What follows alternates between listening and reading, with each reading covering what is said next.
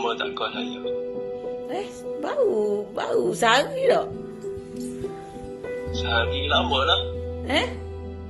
Lama lah sehari. Tu mesej sama kan? Setiap 5 minit mesej. Mesej lain, video call lain. Ya Allah. Saya pun sibuk. Awak punya date bila? Secepat mungkin lah. Maksud cepat mungkin? Tak payah gelak lah, saya serius ni. Tak ke cepat sangat ni kita ni? Cepat apa, dah 7 tahun kenal. Buang masa dah banyak ni. Doktor pun dah suruh kahwin cepat-cepat kan.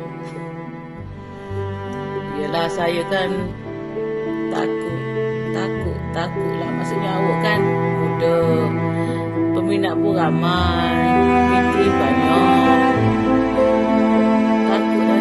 Takutlah kesediaan berpindah ke lain. Tapi aku mengharapkan kesediaan tidak berpindah ke hati. Saya takut juga saya tak mampu lahirkan zuriat. Saya tak nak perkahwinan yang sekejap dan awak nanti ada alasan saya tak boleh melahirkan anak di hari lain ke. Saya tak mampu nak boleh saya mungkin nanti lagi. Saya kesian Datuk Sri dah lepas pergi test. Ketika hari lepas kita, saya rasa sedih sebab macam sampai tahap minggu depan pergi test lagi. Mungkin rezeki orang tak sama.